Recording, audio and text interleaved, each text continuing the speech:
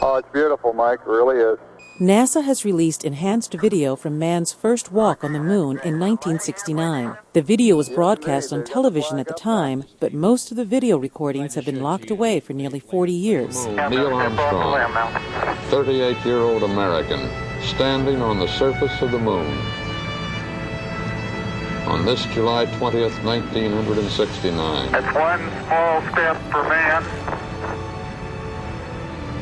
one giant leap for mankind. When Neil Armstrong made his first steps on the moon, it was viewed by what might have been the largest television audience ever, more than 500 million people around the world. But how the video was captured is a story in itself. Because of skepticism of the time, NASA believed live video from the moon was crucial for credibility of the mission.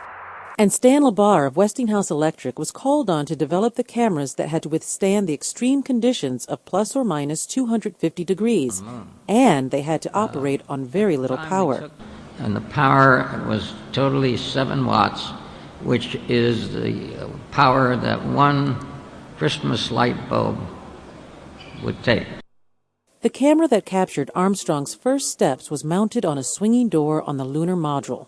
When Armstrong came out on the porch, he pulled a D-ring which opened a door, a large door, that had the camera mounted on it.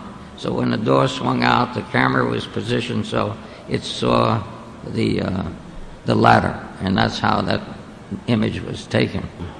I'd like to explain briefly to you, if you'll put up the first graphic, of how TV got from the moon. The video seen by millions was actually transmitted through a tracking station in Australia, then back up to a satellite, back to Earth in Houston, and then to television networks.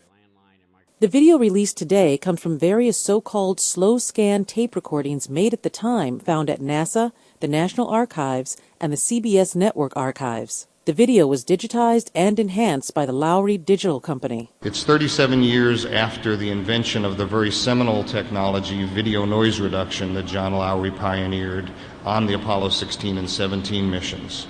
40 years from the Apollo project, and now we have the privilege of taking this new advanced technology that puts quality at a premium and tries to extract everything possible from motion sequences and bringing it back to NASA one more time. On the left is the available archival video now, a dark image. On the right, you're now starting to see the full body of Neil Armstrong coming down the steps. It's lightened up, there's more detail. You see his helmet now. You see the reflection in his helmet. There's nothing being created. There's nothing being manufactured. We are restoring and extracting data that's in the video.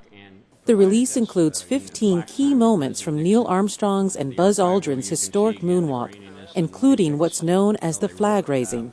On the left, as you'll see, I think it's a very good depiction of where we're headed. The noise, the lack of detail in the upper part, bottom part of the lunar module. If you look on the right, you start seeing a lot of detail. It's clean. The surface of the moon is lit properly. This is from the sun. It was camera and scan converter issues on darkness. There's your archival. This is what most of the world saw. Yes, indeed. They've got the flag up now. Now we're looking at restored video, and the detail on the lunar module and the astronauts and the overall picture clarity and cleanliness is coming along just terrific. Navsger points out that while they are releasing newly enhanced video, there was no missing video discovered. He says all the video taken on the mission was transmitted to television in 1969. Both hands down about the 4th rung up. There you go.